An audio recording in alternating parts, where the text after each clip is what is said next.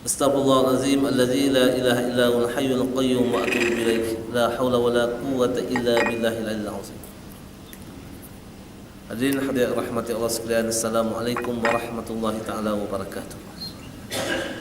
Tuan-tuan, puan-puan yang rahmati Allah sekalian, seperti biasa kita manjatkan syukur pada Allah Subhanahu wa taala atas segala nikmat Allah beri pada kita hari ini, dan kita cuba tanamkan keazaman kita pada tengah hari ini, tuan-tuan dan puan, untuk kita tukar nikmat Allah bagi pada kita tengah hari ini supaya dia jadi amal soleh. Jadi cara kita nak tukar nikmat Allah bagi pada kita pada tengah hari ini untuk jadi amal soleh adalah dengan kita niat sungguh-sungguh dalam hati kita. Niatnya apa, tuan-tuan? Niat ni adalah perkataan yang kita lafazkan sungguh-sungguh dalam hati. Itu niat, strong determination. Perkataan nawa tu bukan setakat lintasan di hati sebagaimana sebahagian manusia faham. Bila kata niat ni, dia kata lintasan di hati. Tidak. Niat bukan lintasan di hati, tuan-tuan. Niat ni kalau dalam bahasa Arab dipanggil azmun. Makna apa tu, keazaman. Kalau bahasa Inggeris kita sebut strong determination. So, apa tu strong determination? Perkataan yang kita lafazkan dalam hati kita dengan sungguh-sungguh. Apa perkataan tersebut? Iyyaka na'budu wa iyyaka nasta'in. Okay, apa maknanya? Ya Allah, saya berazam untuk taat pada kamu sekarang ni, dan tolonglah saya untuk taat pada kamu. Itu dipanggil niat, tuan-tuan. Itu sebab kadang-kadang disebut niat ni dimulakan dengan perkataan Bismillahirrahmanirrahim. Lapas Bismillahirrahmanirrahim tu maknanya abtali'u, saya nak mulakan urusan saya hari ini dengan nama Allah, kerana Allah. Apa maknanya? Saya berazam untuk ikut peraturan Allah Subhanahu wa taala. Terutama masa yang kita hadapi sekarang, tuan-tuan, sebab masa ni dia tidak akan berulang lagi, tuan-tuan.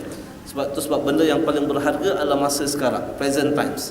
Tapi kalau kita boleh fokus, maknanya gunakan kita punya present times ni untuk tukar dia jadi amal soleh, maknanya kita berjaya. Okey? Itu. Jadi kita nak letak kita punya mindset sekarang ni on the right track. Caranya adalah kita kena baca a'udzubillahi minasyaitanirrajim tu daripada hati kita. Sebab apa, tuan-tuan? Kita takkan mampu fokus kalau Allah tak tolong kita. Sebab kita punya pemikiran ni sentiasa akan dibawa lari oleh syaitan ke tempat lain. Okey, fikirkan benda yang bukan masa sekarang ni. Kita punya pemikiran, tuan-tuan, at any moment dia duduk dalam tiga keadaan. Sama ada dia duduk in the future time ataupun dia duduk in the past. Kalau kita put our mindset in the future ataupun in the past, we lost the present. Itu sebab dipanggil present time is a present, because it is a gift. If a gift, it is a gift of Allah SWT. Masa sekarang ni adalah kurniaan Allah, tuan-tuan. Okey, itu sebab kita kena memanfaatkan dia sebaik yang mungkin. Apa makna memanfaatkan sebaik mungkin? Tukar dia jadi amal soleh. Tapi cara dia, tuan-tuan, kena minta tolong daripada Allah. Sebab kita takkan mampu letak kita punya mindset in the present kalau Allah tak tolong kita. Itu sebab kenapa Allah ajar kita wa iyyaka nasta'in. Iyyaka na'budu, wahai Tuhan, saya berazam untuk taat pada kamu sekarang ni. Wa iyyaka nasta'in. Kenapa kita kena minta tolong pada Allah? Okey, sebab kita takkan mampu tukar dia jadi amal soleh kalau Allah tak tolong. Sebab yang kita nak lawan itu adalah iblis dan syaitan. Dan iblis attack kita melalui apa, tuan-tuan? Bahasa kita. Allazi yuwaswisu fi sudurin nas. Dia sebut dia akan bawa pemikiran kita ni fikir pukul 2.30 kan. Pukul 2.30 kan kita nak buat kerja pukul 2.30, kita nak meeting. Okey, pukul berapa? Katalah 2.30. Dia dah bawa dah pemikiran kita pukul 2.30. So bila kita fokus pada 2.30, apa yang kita hilang? Masa sekarang, your present times. Sebab you dah fokus in the future already. Bukan kata kita tak boleh plan, tuan-tuan. Dalam kita mengurus kehidupan kita, ini dah panggil dalam management, bab management, pengurusan. Okey, macam mana kita handle kita punya pemikiran ni? We can plan. You buat planning, you catat. Tapi when you execute, you must put your mindset in the present. Otherwise, tuan-tuan, you tak fokus. Bila you tak fokus, you lost your productivity. Itu dia. Jadi itu sebab kenapa, tuan-tuan, nak train kita punya mindset ni supaya duduk in the present, kita takkan mampu buat kalau Allah tak tolong. Sebab syaitan tu dia punya misi dia nak bagi you rugi. Mana you tidak dapat convert kurniaan Allah ni, modal yang Allah bagi pada you tu jadi amal soleh. Itu sebab tuan-tuan supaya kita tak rugi dalam 40 minit ni, 45 minit ni. Jadi kita bacalah a'udzubillahi minasyaitonirrajim daripada hati tuan-tuan Jangan baca dengan mulut. Daripada hati. Ya Allah, tolong lindung saya ya Allah daripada syaitan. Okey? Bismillahirrahmanirrahim, dan saya nak mulakan saya punya urusan saya sekarang ni atas nama kamu. Jadi sepanjang tuan-tuan kita duduk dalam majlis ni, kalau tuan-tuan rasa tuan-tuan punya mindset tu nak bergerak aja di tempat lain, sama ada in the future or in the present, you kena baca a'udzubillahi minasyaitonirrajim. Sebab itu yang diajar oleh Rasulullah SAW ketika kita solat.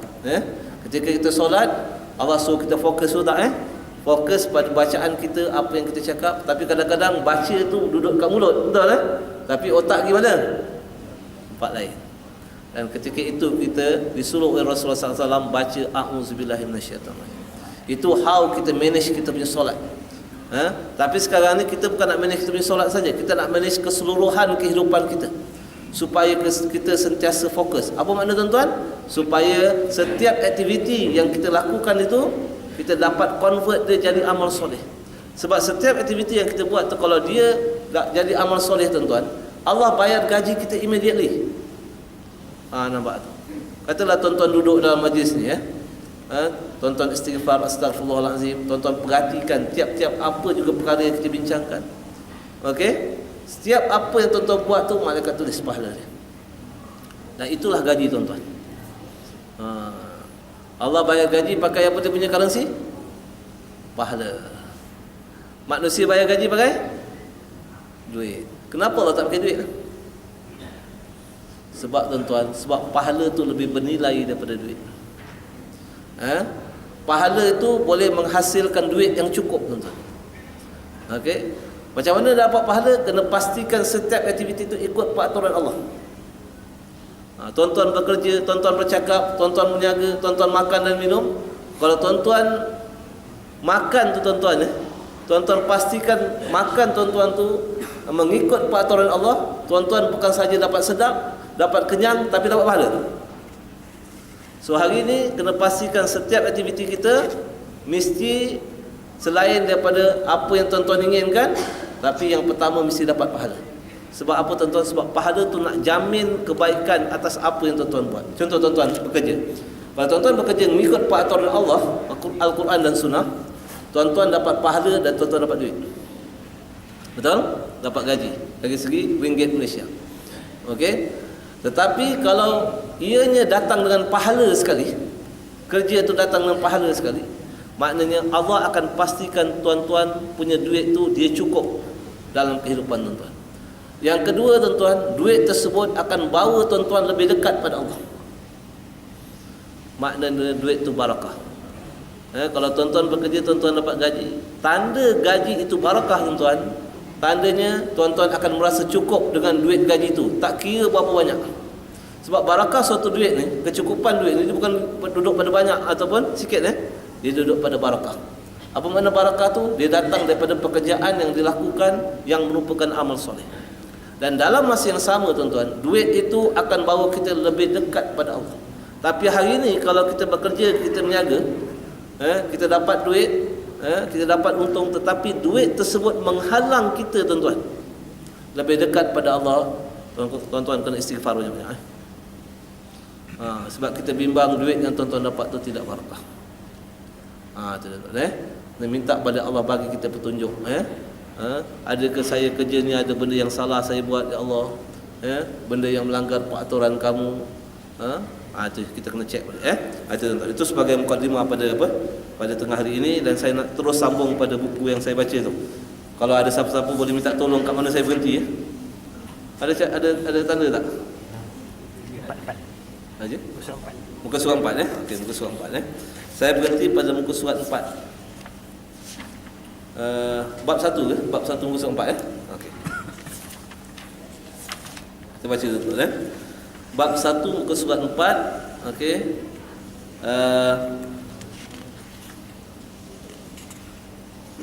ayat yang duduk pada firman Allah tu, ala inna awliya Allah la khaufun alaihim walahum yahzanun, pada muka surat 4. okey, ayat yang saya baca tu duduk pada surah Yunus, tuan-tuan, pada surah Yunus surah yang ke-10 ayat 62. Surah yang ke-10 ayat 62 saya sebut ala inna awliya Allah la khaufun alaihim walahum yahzanun.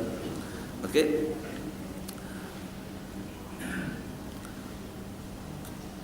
sesungguhnya awliya tu mana? Asal perkataan wali. Wali ni apa tuan? Kita sebut wali-wali kan. Wali ni orang yang hebat tu, betul? Macam mana wali ni? Yang dikatakan wali ni siapa? Dulu orang kata tu jangan main-main satu wali tu. Apa pasal? Dia boleh tahu apa dalam hati kita. Kita sampai rumah dia, nak beritahu apa hajat kita, tak payah cakap, saya dah tahu apa dalam apa tujuan kedatangan kau. Jangan main satu wali tu. Betul ke tu? Betul, wali ni orang boleh tahu apa dalam hati kita. Kalau tuan-tuan boleh jumpa orang, tuan-tuan, dia kata dia boleh tahu apa dalam hati kita, tuan-tuan kita tahu saya? Okay? Kenapa tuan-tuan? Kenapa tuan-tuan kita tahu saya? Sebab saya nak employ dia jadi konsultan ilmu gaib. Saya berani bayar dia 1 juta satu bulan. Kalau dia kata dia boleh apa? Dia boleh apa, dia panggil apa? Sebab apa? Kalau dia kata dia boleh tahu apa dalam hati manusia, saya nak suruh dia baca tu hati-hati manusia di luar sana. Okey, terutama orang yang duduk buat dalam keputusan nak buat projek-projek yang besar-besar. Kita tahu dia nak buat projek kat mana kan, kita beli dulu tanah kat situ. Okey? Nampak? Tak ada, tuan-tuan. Kalau dia ngaku dia boleh tahu apa dalam hati manusia, tuan-tuan, lama dia kaya, tuan-tuan. Nampak tak? Tak ada. Tapi itu yang kadang-kadang orang faham makna wali. Wali ni, tuan-tuan, adalah orang yang disayangi oleh Allah Subhanahu Wa Taala. Orang yang dikasihi oleh Allah Subhanahu Wa Taala. Sungguhnya Allah kata kekasih-kekasih Allah itu dia mempunyai 2 sifat. Sifat yang pertama adalah la khaufun alaihim, yang kedua adalah walahum yahzanun. Apa makna khauf? Khauf dalam bahasa Melayu apa dipanggil? Kebimbangan. Kalau dalam bahasa Inggeris dipanggil apa? Fear. Ciri yang pertama kekasih Allah ni, dia tidak ada kebimbangan. Kenapa dia tidak ada kebimbangan, tuan-tuan? Sebab dia nak bimbang apa? Hari ni apa yang kita bimbang, saya nak tanya? Apa yang kita bimbang? Kita bimbang pasal masa depan anak kita, betul tak? Betul? Apa yang kita bimbang? Takut anak kita tak makan, takut anak kita nanti apa? Tak lulus periksa, takut anak kita nanti tak terjamin masa depan. Saya nak tanya tuan-tuan ke yang bagi rezeki pada anak tuan-tuan? Ada. Allah sebut dalam Al-Quran. Okey, yang bagi rezeki adalah aku, wahai manusia. Hari ni kita bimbang pasal anak kita punya masa depan, pembelajaran dia. Betul? Tapi yang jamin masa depan anak kita siapa, tuan-tuan? Allah. Macam mana kita nak pastikan masa depan anak kita terjamin? Pastikan dia baik dengan Allah. Macam mana nak pastikan dia baik dengan Allah? Siapa orang yang baik dengan Allah? Allah kata alladzina amanu wa kanu yattaqun. Tengok, siapa kekasih Allah itu? Allah menjawab pada ayat seterusnya, kekasih Allah yang dipanggil wali ini, dia kata adalah orang yang beriman dan bertakwa. Siapa orang yang beriman dan bertakwa? Macam mana nak dapat iman dan takwa? Zalikal kitabul la raiba fi hudan lil muttaqin.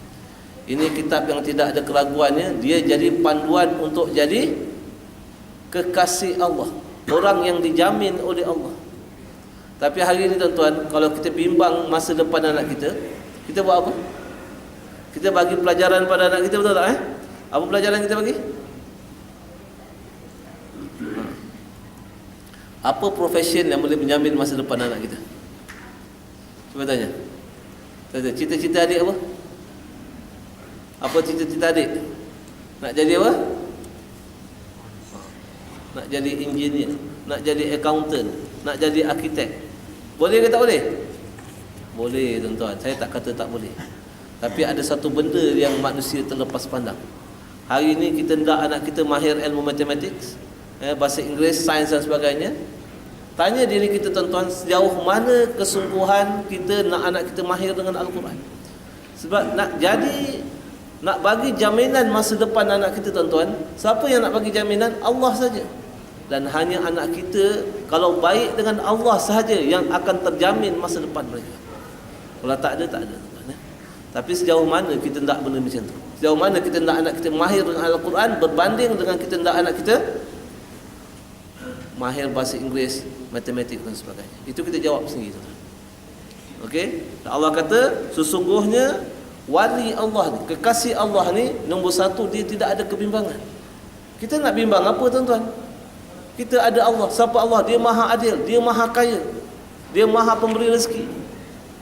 Dalam hidup tuan-tuan, apa yang kita risau? Kita risau selalu pasal rezeki. Antara perkara yang paling kita risau adalah rezeki. Tak cukup duit. Sedangkan tuan-tuan, bab rezeki ni Allah dah jamin tu tak? Macam mana Allah jamin rezeki?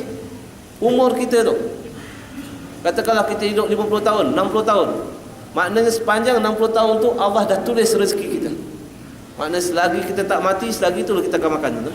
Kalau tuan-tuan tak percaya, kalau tuan-tuan tengok orang nazak tu, tuan-tuan girus air kat mulut dia, tuang air dalam mulut dia, orang nazak tu, insya-Allah air tu akan keluar balik, menunjukkan rezeki dia dah habis. Tetapi selagi kita hidup, selagi itulah kita akan makan. Tapi itu yang manusia bimbang, yang duduk dalam kepala mereka, sebahagian besar kebimbangan tu duduk dalam kepala mereka. Betul tak? Ada satu benda yang mereka tak bimbang. Apa dia? Cuba tanya mereka, mereka ada kebimbangan tak kalau mereka mati hari ini, mereka duduk mana? Agaknya kalau kita mati hari ini tuan-tuan, mana tempat kita? Masuk kubur lah Ustaz kata. Okey? Baru ni saya tanya, dia kata masuk kubur lah Ustaz.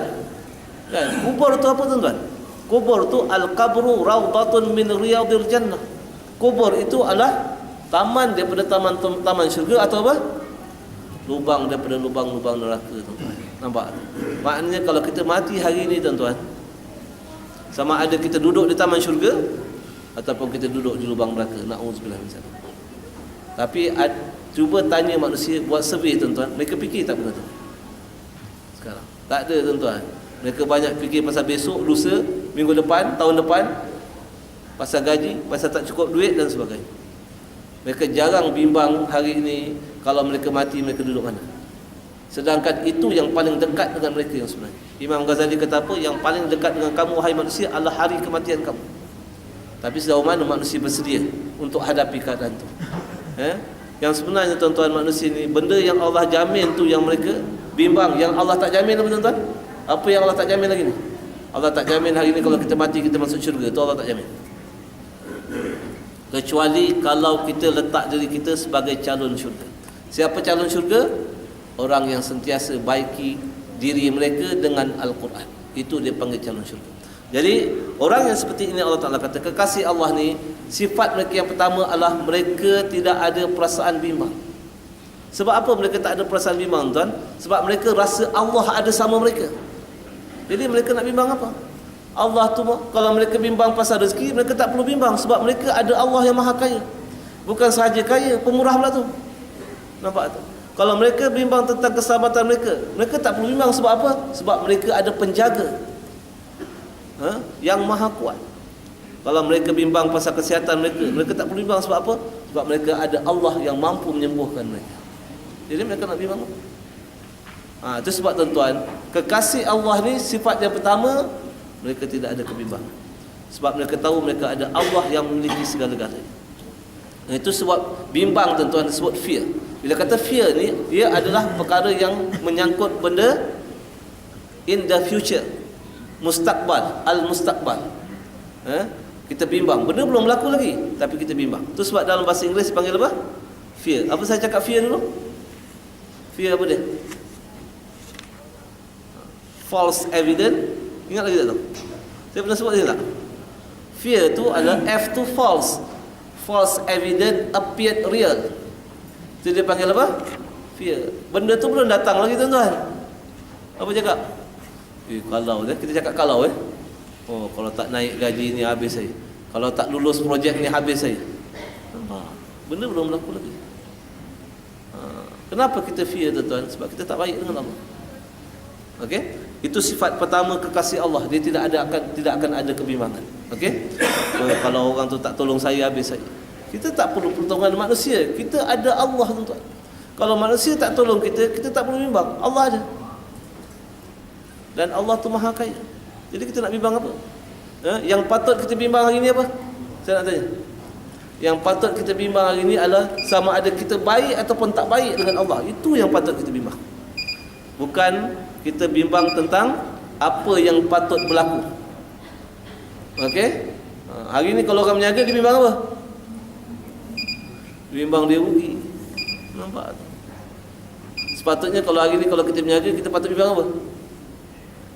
Saya hari ni boleh sembahyang awal ke ataupun lewat sembahyang saya. Itu patut. Kita bekerja hari ni, kita bimbang apa? Kita bimbang kena buang kerja. Kita bimbang apa? Tak naik pangkat. Itu yang kita bimbang, betul tak? Kita bimbang keselamatan kita. Kita bimbang projek kita tak siap, kerja kita tak siap. Sepatutnya kita kerja, tuan-tuan. Yang patut kita bimbang apa? Saya jaga tak sembahyang saya masa kerja. Saya jaga tak perangai saya masa kerja. Nampak? Itu yang sepatutnya kita bimbang. Sebab kalau kita jaga tu, tuan-tuan, jaga Allah, Allah akan jaga kita. Ni kejap lagi ni. Kita nak buat apa ni? Sembahyang hajat. Sembahyang hajat untuk apa? Projek apa ni? Zuhal East Platform. Kenapa nak sembahyang hajat?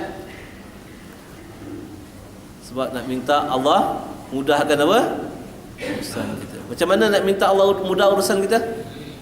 Saya nak tanya, tuan. Macam mana nak minta Allah mudah urusan kita? Wa may yattaqillaha yaj'al lahu makhraja. Tuan-tuan buka pada surah At-Talaq. Wa may yattaqillaha yaj'al lahu min amrihi yusra. Itu buka pada surah At-Talaq.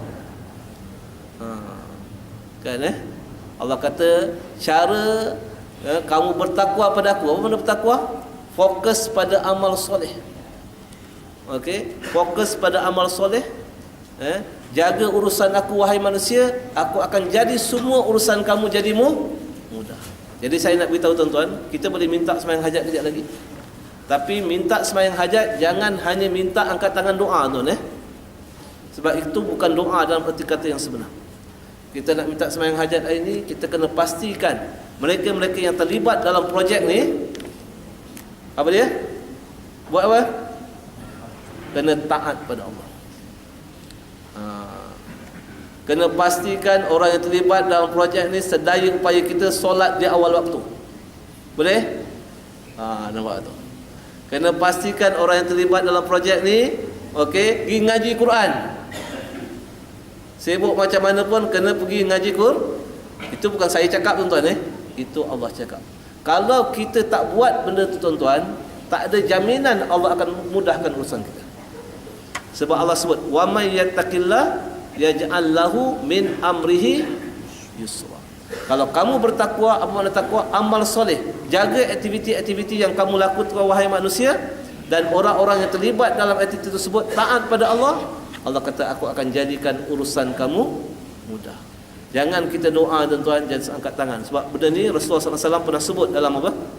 Hadis dia, ada seorang yang balik daripada musafir, dia mengangkat tangan kepada Allah, memohon, ya Allah bagilah saya rezeki, bagilah saya makanan, keselamatan dan sebagainya, macam-macam dia minta. Tapi Allah kata, mana mungkin aku nak perkenankan doa dia kalau perbuatan dia adalah perbuatan yang haram, makanan dia adalah makanan yang haram. Jadi itu yang sebenarnya makna doa, tuan-tuan. Doa ni Allah sebut, dia punya ayat dia pada surah Al-Baqarah. Al-Baqarah yang bunyi ayat tu, wa iza sa'alaka ibadi anni fa inni qarib. Okey. Kalau hamba-Ku bertanya mengenai aku wahai Muhammad, cakaplah aku ni sangat dekat kepada mereka. Ayat ni ada dalam Quran, tuan. Ada dalam buku ni. Pada, kalau tuan-tuan saya dah sebut ayat ni pada bulan lepas pada buku surat 3 tu. Kalau tuan-tuan buku surat 3 tu, ayat tu ada kat situ. Wa iza sa'alaka ibadi anni, kalau hamba-Ku berdoa kepadaku, atau bertanya mengenai aku wahai Muhammad, kata aku ni sangat dekat kepada mereka.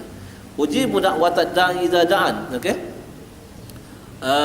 Aku pasti akan memperkenankan permohonan mereka kalau mereka berdoa. Tapi syaratnya apa? Falyastajibu li. Mereka kena dengar cakap aku, taat pada aku, baru aku akan perkenankan doa mereka. So moga-moga tuan-tuan, insya-Allah nanti lepas sembahyang zuhur kan kita buat sembahyang hajat pasal apa? Projek ni. Okey, dan kita cuba sedaya upaya kita tuan-tuan, pastikan setiap mereka yang terlibat dalam projek ni tuan-tuan, mereka ini bersungguh-sungguh taat pada Allah Subhanahu Wa Taala. Baru nanti tuan-tuan permohonan doa kita itu boleh berkesan tuan-tuan. Sebab itu Allah sebut wa may yattaqillaha yaj'al lahu min amrihi yusra. Siapa yang bertakwa, Allah akan bagi insya-Allah semua urusan dia jadi mudah. Okey? Okey. Jadi kita sebut lagi tuan-tuan kan. Jadi Allah kata sifat pertama kekasih Allah ni mereka tidak ada perasaan bimbang. Sebab bila kita bimbang tuan-tuan, dia akan consume kita punya energi tuan-tuan. Dia akan consume kita punya energi. Kita tak boleh fokus bila kita bimbang. Dia akan jadi kita lemah tuan-tuan. That's why kenapa Allah tak mau bagi kita bimbang. Tapi nak angkat kebimbangan pada kita tu hanya Allah saja yang boleh angkat. Tapi cara Allah nak angkat kebimbangan tu tuan-tuan, macam mana cara dia? Kena belajar Al-Quran. Itu Allah sebut pada surah Al-Baqarah. Tuan-tuan buka pada surah Al-Baqarah ayat 37.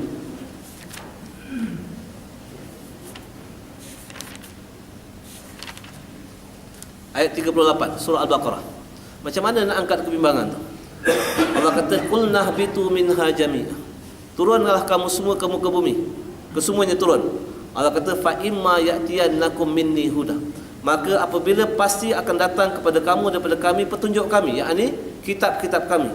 Allah kata faman tabi'a huda. Siapa yang mengikuti petunjuk tersebut, makna kitab tersebut, fala khaufun alaihim, mereka tidak akan ditimpa kebimbangan tersebut. Jadi Allah kata kekasih Allah tu tidak akan ditimpa oleh kebimbangan.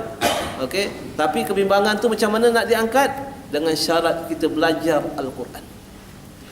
Dia balik-balik tuan-tuan bulan mana pun saya ceramah tuan-tuan, dia punya conclusion kenapa? Pergi ngaji Al-Quran. Kalau hari ni tuan-tuan dengar ceramah, dia punya conclusion tak bawa tuan-tuan pergi ngaji Quran, mana ceramah tu tak ada manfaat tuan. Dia punya conclusion mesti bawa kita pergi ngaji Quran. Sebab keseluruhan kehidupan kita objektif dia apa? Ketaatan tuan. Keseluruhan kehidupan kita objektif dia adalah ketaatan. Dan nak taat macam mana? Ikut peraturan. Dan nak ikut peraturan tuan-tuan macam mana? Mesti belajar Al-Quran. Kita dengar ceramah is only a reminder. Apa nak remind kita? Untuk taat pada Allah, untuk belajar Al-Quran, lepas tu amalkan dia dengan ikhlas. Hari ni tuan-tuan, jangan dengar ceramah ni setakat apa? Orang kata apa? Untuk sedap di telinga je. Saya baca satu buku tuan-tuan, ditulis oleh Syekh Muhammad, saya lupa dia daripada mana. Syekh Muhammad dia kata apa? Dia kata ilmu yang paling bahaya sekali, ilmu yang paling bahaya sekali adalah ilmu yang sedap didengar di telinga tapi tak ada kesan di hati. Itu ilmu yang paling bahaya sekali. Macam contoh tuan-tuan, tu sebab hari ni kalau kita bercakap sama kawan-kawan kita, berceramah, bagi motivasi dan sebagainya, jangan sentuh manusia punya emosi tuan-tuan. Kalau tuan-tuan sentuh dia punya emosi, dia tidak akan kekal lama. Saya bagi contoh hari itu saya dijemput ceramah dekat kampung saya oleh Persatuan Warga-Warga Emas. Okey, kat kampung saya, dia telefon mak saya, dia kata boleh tak ustaz datang sekali ceramah kampung ni. Dia kata insya-Allah lah. Lepas tu dia telefon kali mak saya, dia kata boleh tak ustaz kalau ceramah, dia kata apa? Menangis sikit boleh tak? Dia suruh saya nangis tuan. Apa pasal? Jadi ustaz kalau nangis sedih tu nanti warga emas ni sedih, nampaklah berkesan. Ada ke keberkesanan ceramah tu berdasarkan orang menangis tuan? Itu sebab saya cakap hari ni, kalau kita nak ceramah, jangan sentuh emosi manusia tuan. Rasulullah SAW menangis masa bila, saya nak tanya? Rasulullah SAW menangis masa bila? Malam-malam. Tuan-tuan duduk seorang-seorang tu nangis malam-malam depan Allah. Jangan nangis depan-depan orang ramai. Itulah Rasulullah SAW larang sahabat buat benda tu tuan. Tapi kadang-kadang kita buat juga.